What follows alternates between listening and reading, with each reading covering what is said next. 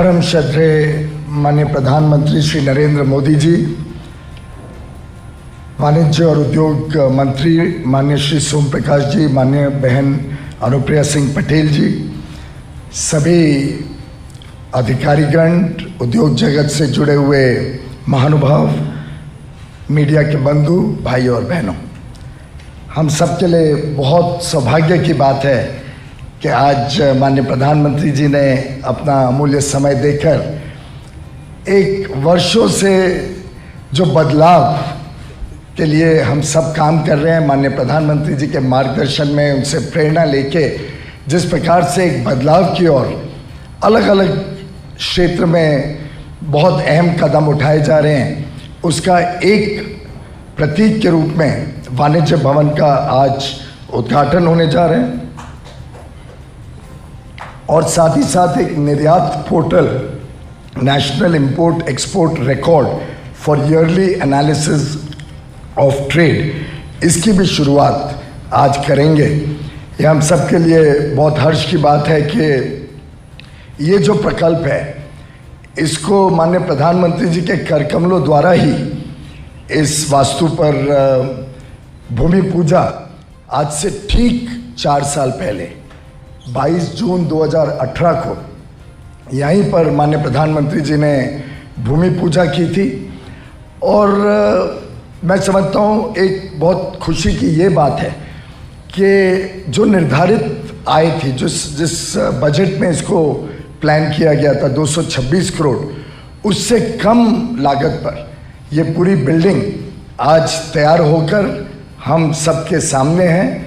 और सोमवार से ही, और वैसे तो सोमवार क्यों, हम तो कल ही से इसमें प्रवेश करके काम शुरू करेंगे, क्योंकि ये पूरी तरीके से एक डिजिटल बिल्डिंग के रूप में प्लान की गई है। कोई सरकारी दफ्तर की तरह लंबे लंबे कागज़ के पोथे आपको दिखने को नहीं मिलेंगे। साधारणतः सभी काम, फाइल मूवमेंट तो 100% डिजिटल चल रही है, पर सभी कामकाज भी डिजिटल हो, उसकी व्यवस्था के साथ इस पूरी वास्तु का निर्माण किया गया है। मैं समझता हूँ जो एक नया अनुभव इस देश ने देखा है कि माननीय प्रधानमंत्री जी भूमि पूजा भी करते हैं और प्रकल्प को समाप्त करके उसका उद्घाटन भी उन्हीं के कर कमलों द्वारा होता है। ये एक नई सोच अब भारत में देखने को मिलती है।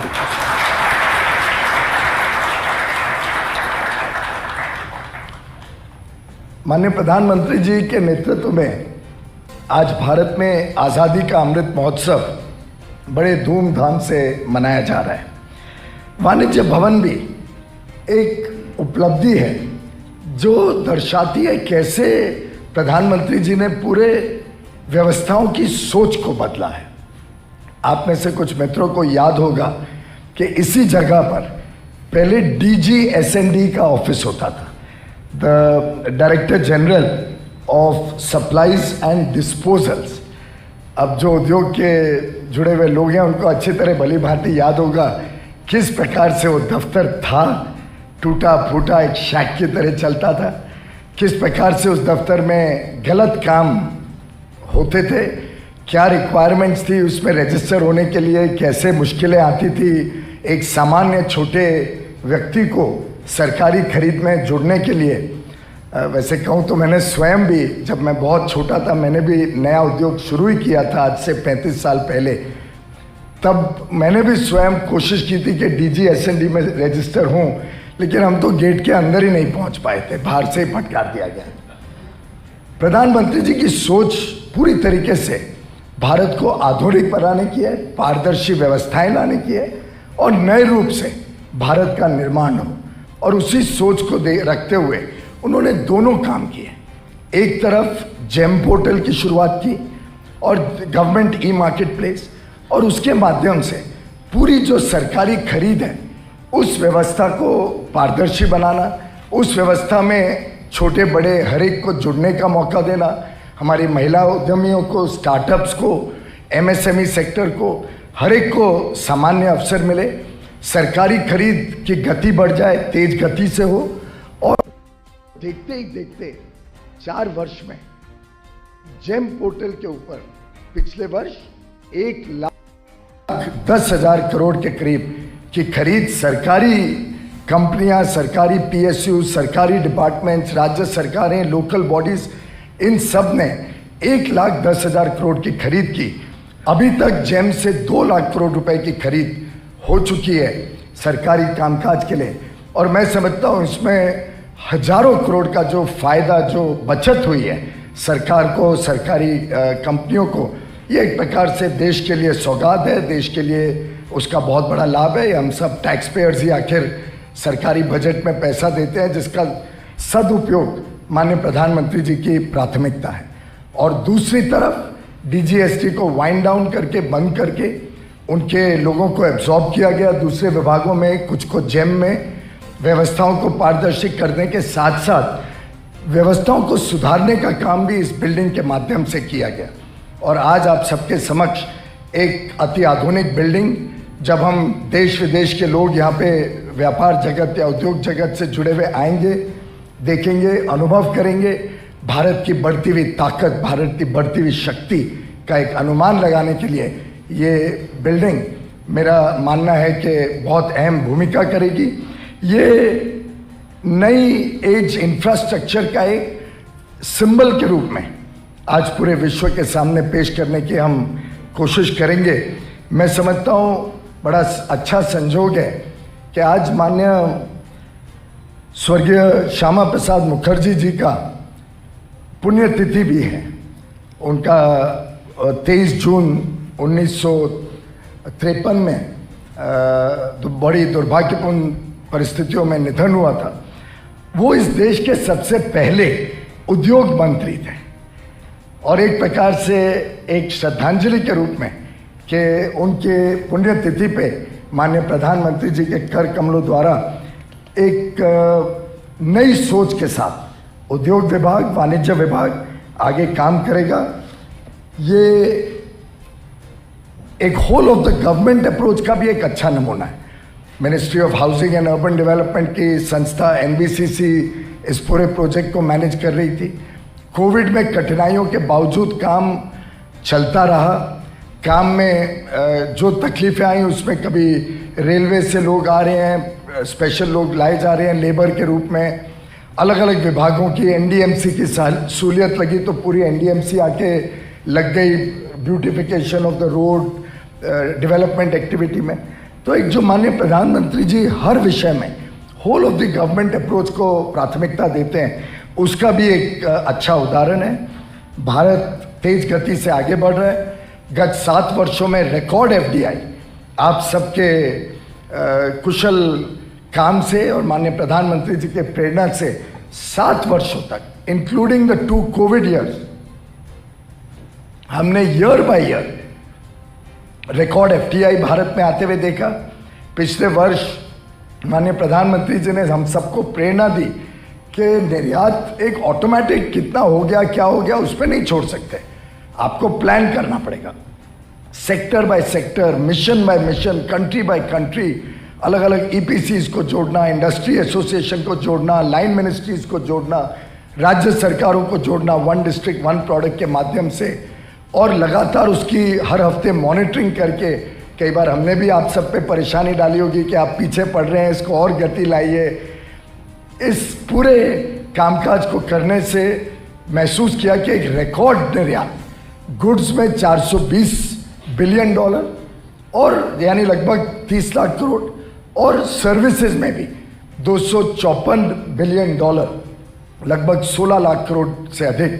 ये अपने आप में एक बहुत बड़ी उपलब्धि देश के लिए रही है। हम सबका हौसला बढ़ा है, आप सबको भी उत्साह मिला है। माननीय प्रधानमंत्री जी ने हम सबको संबोधित किया था पिछले वर्ष, और उसी को आगे लेके जाने के लिए हम सब तत्पर हैं, हम सब संकल्पित हैं और विश्वास देते हैं माननीय प्रधानमंत्री जी को कि उनके आह्वान पर ये देश अब रुकेगा नहीं, थमेगा नहीं, पूरे जोर शोर से आगे बढ़ेगा।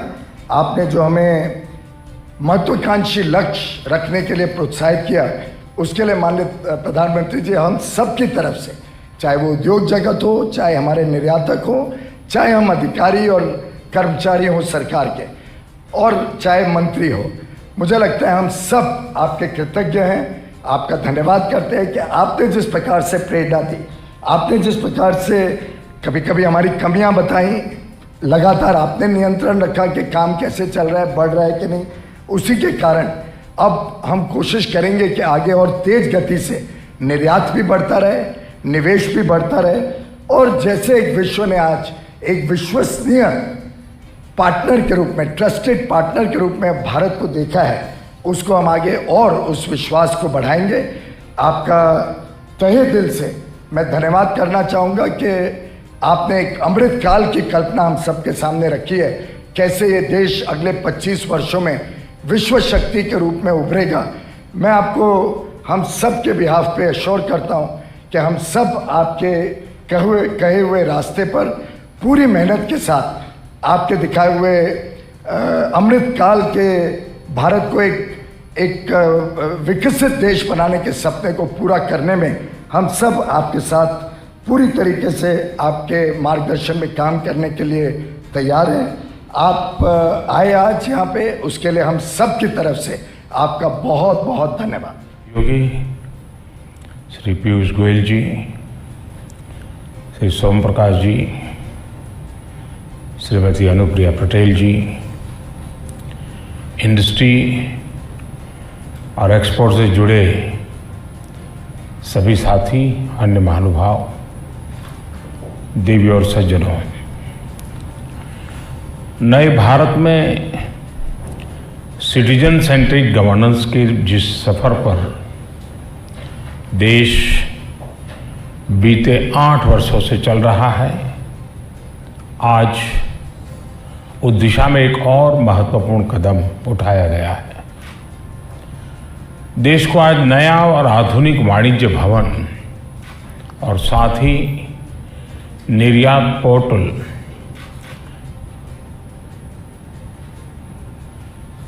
ये दोनों एक नई भेंट मिल रही है। इन दोनों में से एक फिजिकल इंफ्रास्ट्रक्चर और दूसरा डिजिटल इंफ्रास्ट्रक्चर का प्रतीक है। ये दोनों ट्रेड और कॉमर्स से जुड़ी हमारी गवर्नेंस में सकारात्मक बदलाव और आत्मनिर्भर भारत की हमारी एस्पिरेशंस को रिप्रेजेंट करते हैं। आप सभी को ट्रेड और कॉमर्स से जुड़ी, एक्सपोर्ट से जुड़ी पूरी कम्युनिटी को और विशेष रूप से हमारे एमएसएमईज को भी आज के इस अवसर पर बहुत बहुत बधाई देता हूं। आज देश के पहले उद्योग मंत्री डॉक्टर श्यामा प्रसाद मुखर्जी की पुण्यतिथि है। उनकी नीतियां, उनके निर्णय, उनके संकल्पों की सिद्धि स्वतंत्र भारत को दिशा देने में बहुत अहम रहे हैं। आज देश उन्हें अपनी विनम्र श्रद्धांजलि दे रहा है। साथियों, मुझे विश्वास है कि नए वाणिज्य भवन में आप एक नई प्रेरणा, एक नए संकल्प के साथ प्रवेश कर रहे हैं। यह संकल्प ईज ऑफ डूइंग बिजनेस का है और ईज ऑफ डूइंग बिजनेस के माध्यम से ईज ऑफ लिविंग का है। और इस दोनों के बीच की जो कड़ी है वो है ईज ऑफ एक्सेस। सरकार के साथ संवाद और सरकार की सुविधाओं के लिए एक्सेस में किसी को भी असुविधा न हो, ऐसा ईज ऑफ एक्सेस देश की प्राथमिकता है। देश के नागरिकों को बेसिक सुविधाओं का एक्सेस हो, बैंकिंग में एक्सेस हो, सरकारी नीति निर्माण में एक्सेस हो। ये बीते 8 वर्षों के गवर्नेंस मॉडल का सबसे महत्वपूर्ण पक्ष रहा है। भारत ने अपने इकोनॉमिक डेवलपमेंट के लिए जो नीतियां बनाई हैं, जो निर्णय लिए हैं, उसमें भी इसी विजन की झलक है। गांवों में, छोटे छोटे शहरों में मुद्रा योजना से बने करोड़ों एंटरप्रेन्योर्स हो, लाखों एसएमएसीज पॉलिसी को और बैंक क्रेडिट के रूप में प्रोत्साहन हो, लाखों स्ट्रीट वेंडर्स को बैंक क्रेडिट की सुविधा हो, हजारों स्टार्टअप्स की ग्रोथ के लिए निरंतर प्रयास हो, इन सभी के पीछे जो मूल भावना रही है वो है ईज ऑफ एक्सेस। सरकार की योजनाओं का लाभ सभी तक पहुंचे, बिना भेदभाव पहुंचे, तभी सबका विकास संभव है। मुझे खुशी है कि ईज ऑफ एक्सेस और सबका विकास की भावना इस नए वाणिज्य भवन में भी दिखती है। साथियों, आप सभी लोगों में एक टर्म बड़ा प्रचलित है, एसओपी, यानी स्टैंडर्ड ऑपरेटिंग प्रोसीड्यूर्स, यानी काम करने का एक तय तरीका। पहले सरकारों का एसओपी समझा जाता था कि सरकार कोई प्रोजेक्ट शुरू करती थी, लेकिन वो तैयार कब होगा इसकी कोई गारंटी नहीं होती थी। राजनीति स्वार्थ के लिए घोषणाएं कर दी जाती थी, वो पूरी कब और कैसे होगी इसको लेकर गंभीरता नहीं होती थी। इस धारणा को हमने कैसे बदला है उसका भी ये भवन एक उदाहरण है। और जैसा अभी बताया गया, आज ये संयोग है कि 22 जून 2018 को इस भवन का शिलान्यास हुआ था और आज 23 जून 2022 लोकार्पण हो रहा है। इस बीच में कोरोना के कारण अनेक अड़चनें भी आई, लेकिन इन सबके बावजूद भी जो संकल्प लिया था वो आज सिद्धि के रूप में हमारे सामने प्रस्तुत है।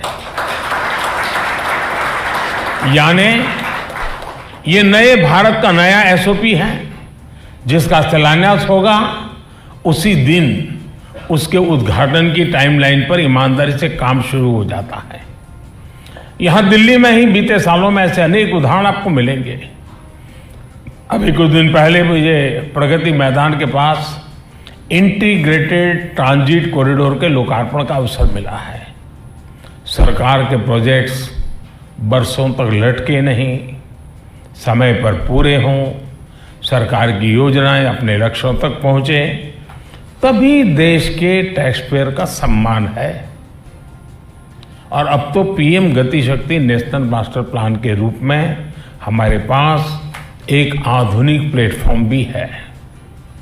नए भारत की आकांक्षाओं को ध्यान में रखते हुए इस नए वाणिज्य भवन को भी हर संबंधित क्षेत्र में देश को गति शक्ति देनी है। साथियों, शिलान्यास से लेकर के लोकार्पण तक वाणिज्य भवन इस कालखंड में कॉमर्स के क्षेत्र में हमारी उपलब्धियों का भी सिंबल है। मुझे याद है शिलान्यास के समय मैंने इनोवेशन और ग्लोबल इनोवेशन इंडेक्स के सुधार की जरूरत पर बल दिया था। आज हम ग्लोबल इनोवेशन इंडेक्स में 46 स्थान पर हैं और लगातार सुधार कर रहे हैं। पहले बहुत पीछे थे। शिलान्यास के दिन हमने ईज ऑफ डूइंग बिजनेस में सुधार की जरूरत को लेकर चर्चा की थी। आज जब इस बिल्डिंग का, इस भवन का लोकार्पण हो रहा है, तब तक 32,000 से अधिक अनावश्यक कंप्लायंसेस को हटाया जा चुका है। 32,000, कैन यू इमेजिन? शिलान्यास के समय जीएसटी लागू हुए कुछ ही महीने बीते थे। हर प्रकार की शंकाएं, आशंकाएं जोरों पर थी। आज हर महीने 1 लाख करोड़ रुपए जीएसटी कलेक्शन सामान्य बात हो गई है। वाणिज्य भवन के शिलान्यास के समय हमने जेम पोर्टल पर करीब 9,000 करोड़ रुपए के ऑर्डर की चर्चा की थी। आज इस पोर्टल पर हमारे 45 लाख छोटे उद्यमी रजिस्टर हैं और जेम पर 2.25 लाख करोड़ रुपए से अधिक का ऑर्डर दिया जा चुका है। साथियों, तब मैंने बताया था कि 2014 के बाद मोबाइल मैन्युफैक्चरिंग यूनिट्स कैसे 2 से बढ़कर 120 हुई। आज ये संख्या 200 से अधिक है और हम इंपोर्टर से आगे निकलते हुए दुनिया के बड़े मोबाइल फोन एक्सपोर्टर्स के रूप में आज हम एक शक्ति बनकर उभरे। 4 साल पहले भारत में 500 से भी कम रजिस्टर्ड फिनटेक स्टार्टअप थे। आज इनकी संख्या करीब करीब 2300 से पार कर चुकी है। तब हर वर्ष हम 8000 स्टार्टअप्स रिकॉग्नाइज करते थे, आज ये संख्या 15,000 से ऊपर जा रही है। लक्ष्य तय करके ईमानदार प्रयासों से 100 साल की वैश्विक महामारी के बावजूद हमने इतना कुछ हासिल किया है। साथियों, संकल्प से सिद्धि की जो सोच आज नए भारत में बनी है, उसका बेहतरीन उदाहरण हमारा एक्सपोर्ट इकोसिस्टम भी है। शिलान्यास कार्यक्रम में हमने ग्लोबल एक्सपोर्टर्स को बढ़ाने के लिए, एक्सपोर्ट को बढ़ाने के लिए भारत को मैन्युफैक्चरिंग का परफॉर्म एक प्रीफर्ड डेस्टिनेशन बनाने के लिए साझा संकल्प लिया था। पिछले साल ऐतिहासिक ग्लोबल डिसरप्शन के बावजूद सारे सप्लाई चेन तहस नहस हो गए। उसके बावजूद भारत ने $670 बिलियन यानी कि 50 लाख करोड़ रुपए का टोटल एक्सपोर्ट किया।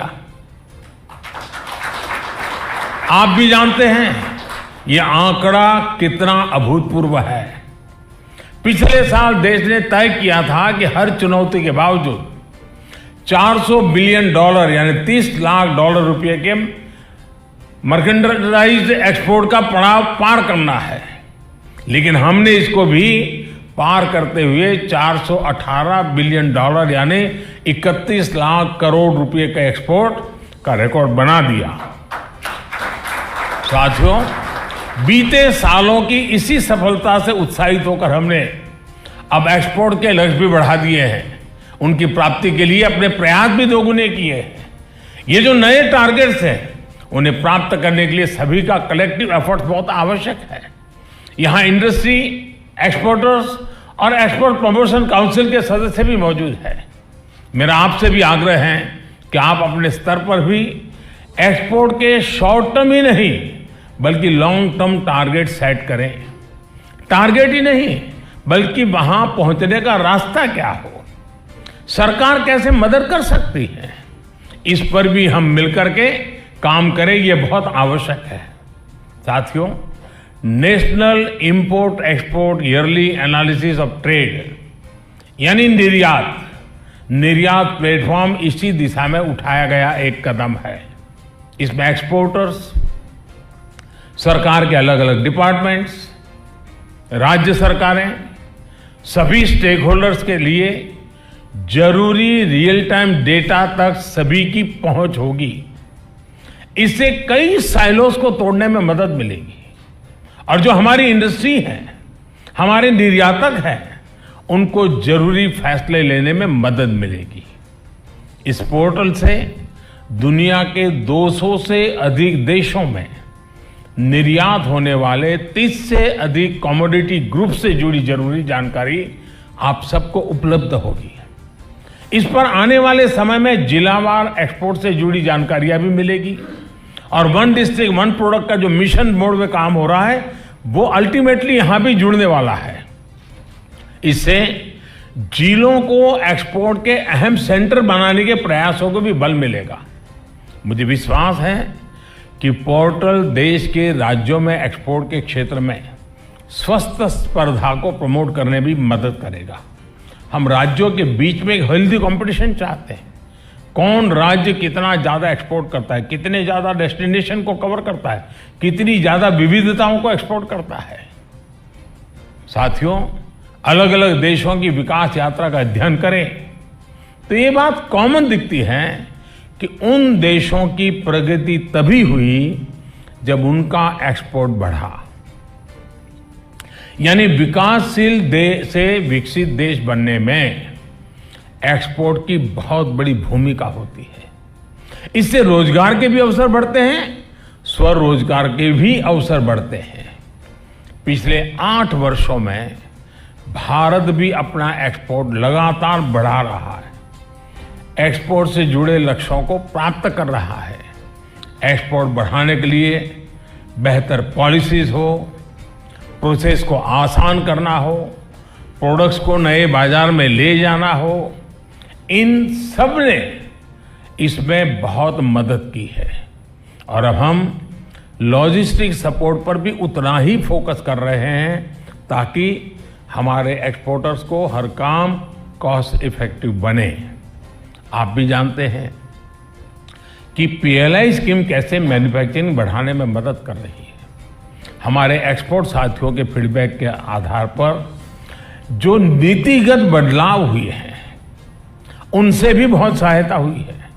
आज सरकार का हर मंत्रालय, हर विभाग whole of the government approach के साथ एक्सपोर्ट बढ़ाने की प्राथमिकता दे रहा है। एमएसएमई मंत्रालय हो या फिर विदेश मंत्रालय, कृषि हो या कॉमर्स, सभी एक साझा लक्ष्य के लिए साझा प्रयास कर रहे हैं। हम देख रहे हैं कि हमारे एक्सपोर्ट में बहुत बड़ी संख्या इंजीनियरिंग गुड्स की होती है। इसका एक्सपोर्ट बढ़ाने में विशेषकर एमएसएमई सेक्टर की अहम भूमिका रही है। हम ये भी देख रहे हैं कि कैसे देश के नए नए क्षेत्रों से एक्सपोर्ट बढ़ रहा है। कितने ही एस्पिरेशनल डिस्ट्रिक्ट से भी अब निर्यात कई गुना बढ़ गया है। कॉटन और हैंडलूम प्रोडक्ट का एक्सपोर्ट 55% तक बढ़ना ये दिखाता है कि ग्रास रूट लेवल पर किस तरह काम हो रहा है। सरकार वोकल फॉर लोकल अभियान, वन डिस्ट्रिक्ट वन प्रोडक्ट योजना के जरिए जो स्थानीय उत्पादों पर बल दे रही है, उसने भी एक्सपोर्ट बढ़ाने में मदद की है। अब दुनिया के नए नए देशों में, नए नए डेस्टिनेशन में हमारे अनेक प्रोडक्ट्स पहली बार निर्यात किए जा रहे हैं। अब हमारा लोकल सही अर्थ में ग्लोबल बनने की दिशा में तेज गति से आगे बढ़ रहा है। अब देखिए, सीताभोग मिठाई और नारकेल नारू यानी नारियल और गुड़ से बने लड्डू का पहला कंसाइनमेंट बहरीन एक्सपोर्ट किया गया है। नागालैंड की फ्रेश किंग चिली लंदन के बाजार में जा रही है, तो असम के फ्रेश बर्मीज ग्रेप्स दुबई के लिए एक्सपोर्ट किए गए हैं। छत्तीसगढ़ के हमारे आदिवासी भाई बहनों की वन उपज महुआ फूलों के उत्पाद फ्रांस, तो कारगिल की खुमानी दुबई एक्सपोर्ट हुई है। अरबुआ, बेलाइस, बरमुडा, ग्रेनाडा और स्विट्जरलैंड जैसे नए बाजारों में हैंडलूम से जुड़े उत्पाद भेजे गए हैं। अपने किसानों, अपने बुनकरों, अपने पारंपरिक उत्पादों को एक्सपोर्ट इकोसिस्टम से जोड़ने के लिए हम मदद भी दे रहे हैं और जीआई टैगिंग पर भी बल दे रहे हैं। पिछले साल हमने यूएई और ऑस्ट्रेलिया के साथ ट्रेड डील्स को फाइनलाइज किया है। बाकी देशों के साथ भी बहुत प्रगति हुई है। विदेशों में जो हमारे डिप्लोमेटिक संस्थान है, उनकी भी मैं विशेष प्रशंसा करना चाहूंगा। बहुत ही चुनौतीपूर्ण माहौल को जिस प्रकार वो भारत के लिए अवसरों में बदलने का काम कर रहे हैं, हमारे सारे मिशंस इसके लिए अभिनंदन के अधिकारी हैं। उनके कार्य की सराहना जितनी करें उतनी कम है।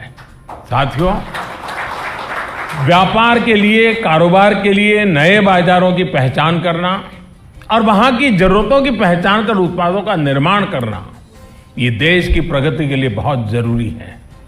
अतीत में हमारे व्यापारियों ने दिखाया है कि म्यूचुअल पार्टनरशिप और ट्रस्ट आधारित व्यापार कैसे फल फूल सकता है। वैल्यू और सप्लाई चेन की इस सीख को हमें आजादी के अमृत काल में सशक्त करना है। ऐसी ही वैल्यूज के आधार पर हमने यूएई और ऑस्ट्रेलिया के साथ ट्रेड डील्स को पूरा किया है। अनेक देशों और क्षेत्रों के साथ भी तेजी से हम ऐसी डील्स की तरफ आगे बढ़ रहे हैं। साथियों, बीते 8 वर्ष में देश की उपलब्धियां हर भारतीय को गर्व से भर देती हैं। इसी भावना से काम करते हुए आजादी के इस अमृतकाल में आने वाले 25 साल के लिए हमने जो संकल्प लिए हैं, हमें उनके लिए काम करना है। आज नया भवन भी बन गया, नया पोर्टल भी लॉन्च हो गया, लेकिन यहां हमारी जिम्मेदारी खत्म नहीं हुई है। एक प्रकार से नए संकल्पों के साथ नई ऊर्जा के साथ नए अचीवमेंट के लिए तेज गति से चलने का काम आरंभ हो रहा है। मैं हर डिपार्टमेंट से भी आग्रह करूंगा कि अभी तक जो पोर्टल और जो प्लेटफॉर्म हमने बनाए हैं उनकी परफॉर्मेंस का समय समय पर आकलन होना चाहिए। जिन लक्ष्यों के साथ हमने ये टूल्स विकसित किए हैं वो कितने पूरे हो पा रहे हैं और अगर कहीं समस्या है तो उसका समाधान हो, इसके लिए प्रयास होना चाहिए। मेरा इंडस्ट्री के साथियों से, निर्यातकों से भी आग्रह है कि आप खुल करके अपनी बात सरकार के सामने रखें, इनोवेटिव सुझाव लेकर के आए, सॉल्यूशंस लेकर के आए। हम मिलकर के समाधान खोजना चाहते हैं। आप निर्यातक पोर्टल पर जाएं और बताएं कि इसमें क्या जोड़ा जा सकता है, क्या हटाया जा सकता है। जिला स्तर पर निर्यात को बढ़ाने के लिए क्या प्रावधान किए जा सकते हैं। हमें डिस्ट्रिक्ट लेवल पर हेल्दी कंपटीशन एक्सपोर्ट की दुनिया में लानी है। हमारे मैन्युफैक्चरर के बीच में भी zero defect, zero effect on the world class packaging, ये कंपटीशन हमको लानी है। मैं चाहूंगा कि सबके इनपुट से, सभी के सुझावों से, यानी सबका प्रयास से ही हम अपने विराट संकल्पों को सिद्ध कर सकते हैं। एक बार फिर आप सभी को नए भवन की बधाई और इस शुभ कार्य में मुझे शरीक होने के लिए निमंत्रित किया, इसके लिए भी मैं विभाग का बहुत बहुत आभारी हूं। बहुत बहुत धन्यवाद, बहुत बहुत शुभकामनाएं।